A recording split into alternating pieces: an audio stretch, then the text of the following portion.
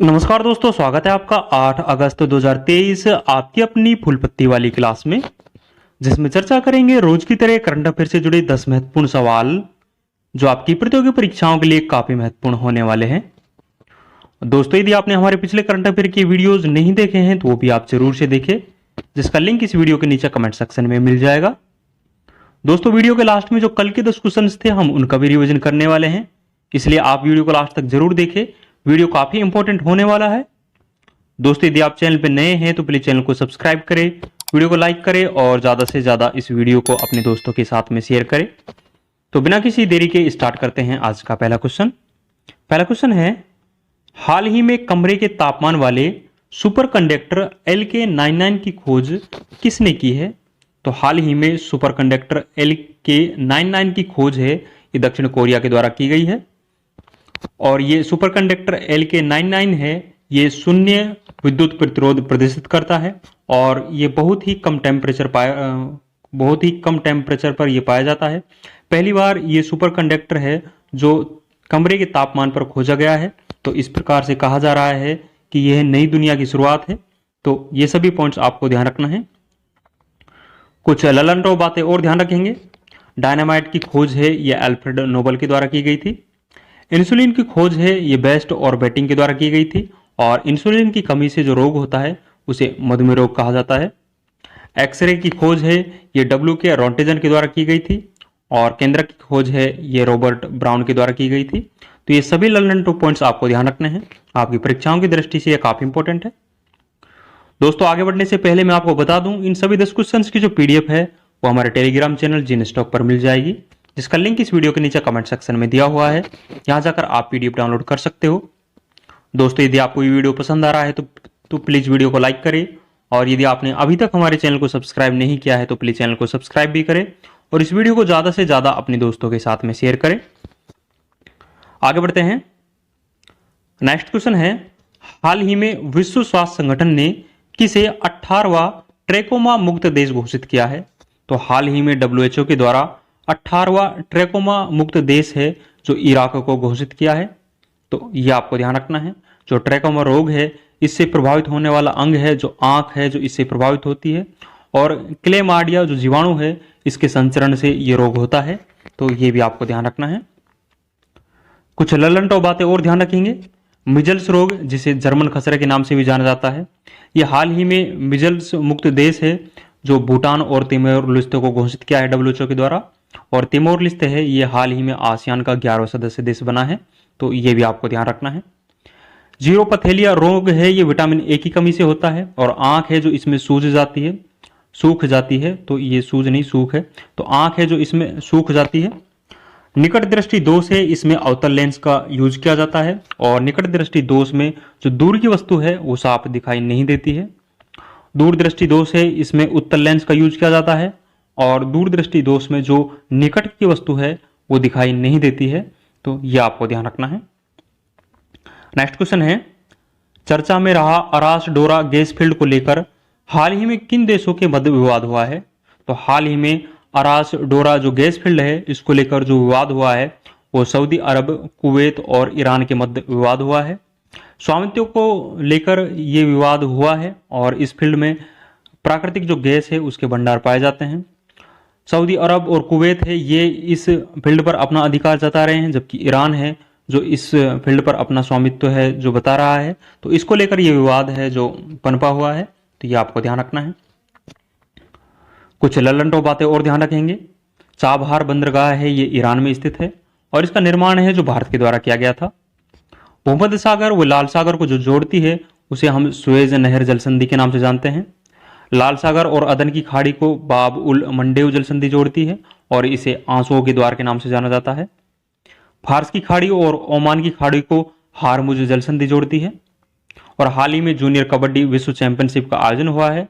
इसका आयोजन है जो ईरान के अंदर हुआ है और इसकी विजेता टीम है जो भारत इसमें विजेता रहा है। और उपविजेता कौन रहा है, इसका आंसर आप कमेंट सेक्शन में जरूर बताएं। नेक्स्ट क्वेश्चन है, हाल ही में स्पेन के वैज्ञानिकों द्वारा खोजा गया प्राकृतिक बैक्टीरिया TC1 किस रोग के नियंत्रण में सक्षम है? तो हाल ही में स्पेन के वैज्ञानिकों के द्वारा प्राकृतिक बैक्टीरिया TC1 खोजा गया है। ये मलेरिया रोग है इसके नियंत्रण में सक्षम है। ये जो TC1 बैक्टीरिया है ये हार्मोन स्रावित करता है और मच्छर की आंत के अंदर ये हार्मोन है जो घुस जाता है, जिसके कारण जो मच्छर होता है उसमें प्लाज्मोडियम जो परजीवी होता है उसका विकास है जो रुक जाता है। तो इसलिए ये जो मलेरिया रोग है इसके जो नियंत्रण है इसमें सक्षम है ये बैक्टीरिया। तो ये आपको ध्यान रखना है। कुछ ललन टॉप बातें और ध्यान रखेंगे।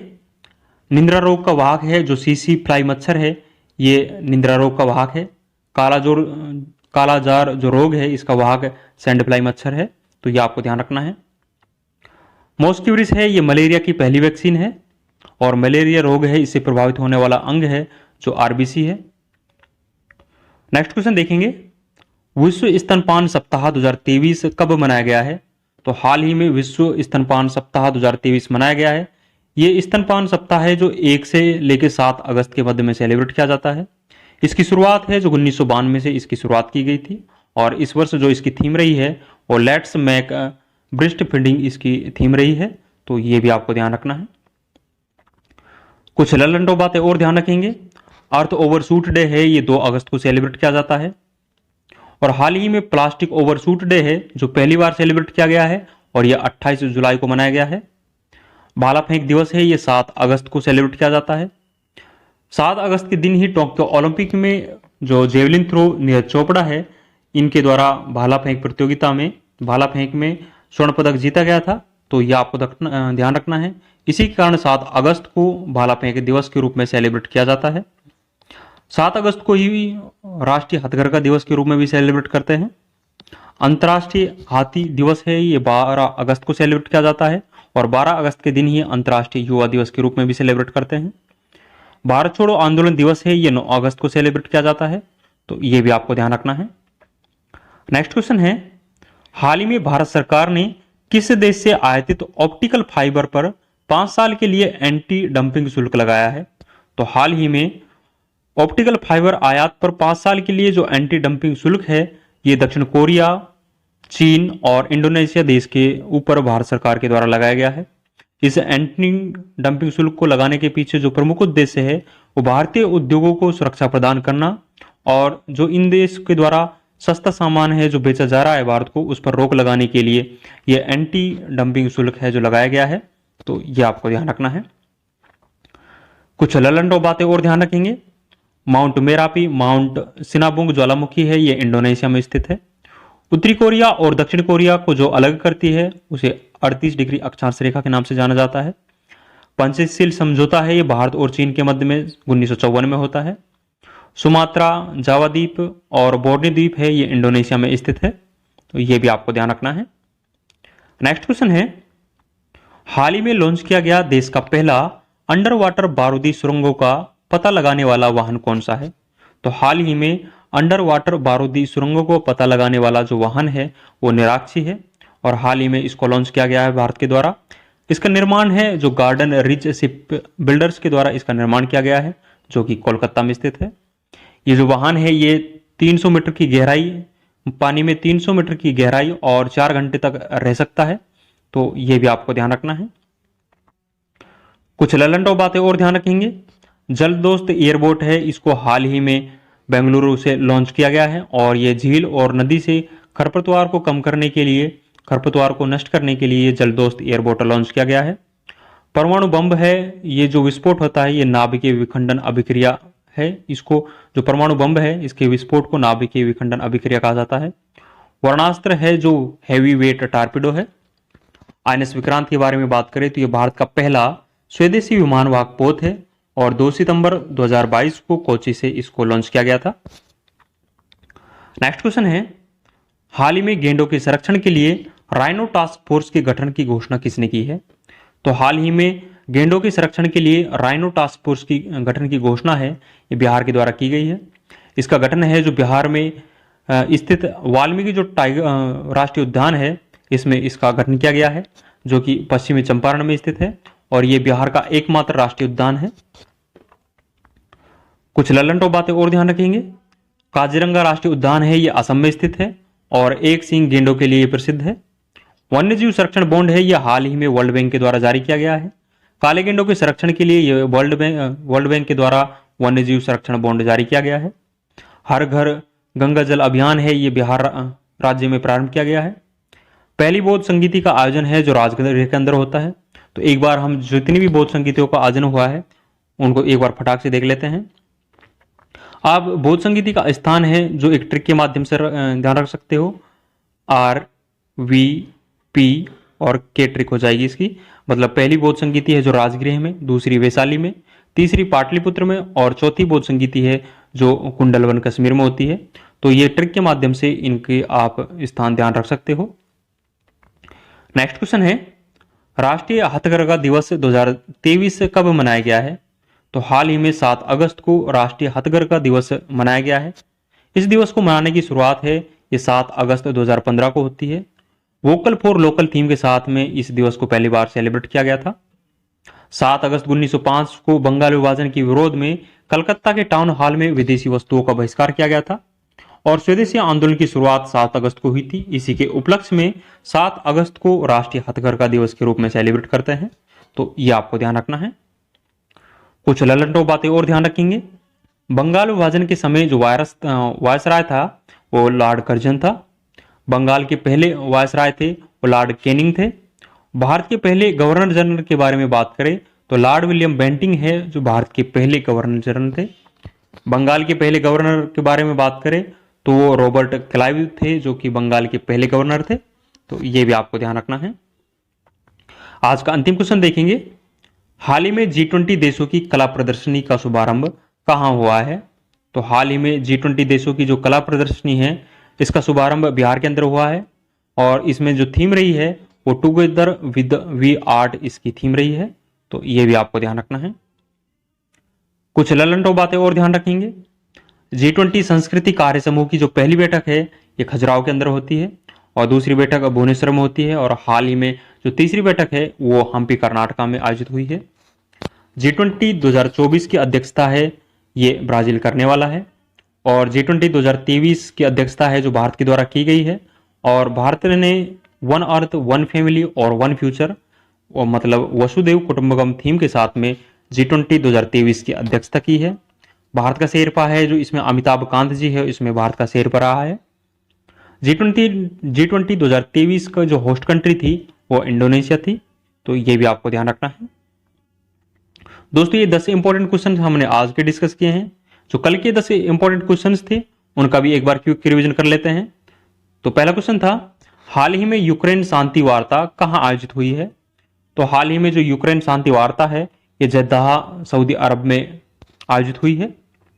नेक्स्ट है, हाल ही में किस देश में आयोजित विश्व तीरंदाजी चैंपियनशिप में भारत ने व्यक्तिगत और कंपाउंड वर्ग में पहली बार स्वर्ण पदक जीता है? तो बर्लिन में आयोजित विश्व तीरंदाजी चैंपियनशिप में भारत के द्वारा पहली बार व्यक्तिगत और कंपाउंड वर्ग में स्वर्ण पदक जीता गया है। तो ये आपको ध्यान रखना है। नेक्स्ट है, हाल ही में अफ्रीकी लोगों में खोजा गया जीन वेरिएंट CHD1L किस रोग के नियंत्रण में शामिल है?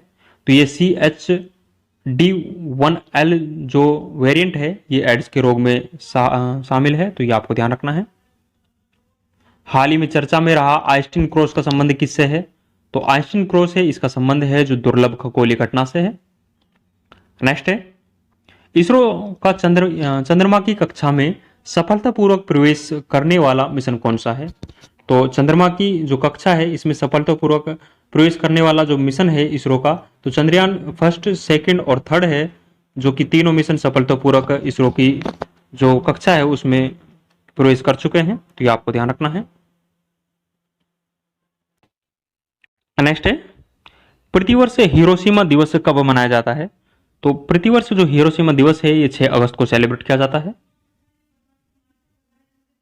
नेक्स्ट है, भारतीय ब्यूरोक्रेसी के इतिहास में सबसे लंबे समय तक रहने वाले कैबिनेट सचिव कौन होंगे? तो भारतीय ब्यूरोक्रेसी के इतिहास में सबसे लंबे समय तक रहने वाले कैबिनेट सचिव है ये राजीव गौबा होंगे। नेक्स्ट है, देश का पहला ऑन साइट प्रतिष्ठित स्थल संग्रहालय कहां स्थापित किया जाएगा? तो देश का पहला जो ऑन साइट प्रतिष्ठित स्थल संग्रहालय है ये तमिलनाडु में स्थापित किया जाएगा। नेक्स्ट है, हाल ही में संविधान को पढ़ो और जियो अभियान कहां प्रारंभ किया गया है? तो यह अभियान है जो राजस्थान राज्य में प्रारंभ किया गया है। नेक्स्ट है, विदेशी प्रवासियों को आर्थिक सहायता प्रदान करने के लिए कौन सा राज्य शुभ यात्रा योजना प्रारंभ करेगा? तो केरल राज्य है ये शुभ यात्रा योजना है जो प्रारंभ करेगा। तो ये सभी पॉइंट्स आपको ध्यान रखना है। दोस्तों, ये आज और कल के हमने 10 इंपॉर्टेंट क्वेश्चन से डिस्कस किए हैं जो कि आपकी परीक्षाओं की दृष्टि से काफी इंपॉर्टेंट है। दोस्तों, जो आज के 10 क्वेश्चंस थे इनकी पीडीएफ है वो हमारे टेलीग्राम चैनल जीने स्टॉक पर मिल जाएगी, जिसका लिंक इस वीडियो के नीचे कमेंट सेक्शन में दिया हुआ है। वहां जाकर आप पीडीएफ डाउनलोड कर सकते हो। तो दोस्तों, यदि आपको ये वीडियो पसंद आया है तो प्लीज वीडियो को लाइक करिए, और यदि आपने अभी तक हमारे चैनल को सब्सक्राइब नहीं किया है तो प्लीज चैनल को सब्सक्राइब भी करें, और इस वीडियो को ज्यादा से ज्यादा अपने दोस्तों के साथ में शेयर करें। तो आज के लिए बस इतना ही, मिलते हैं नेक्स्ट वीडियो में। थैंक यू, जय हिंद।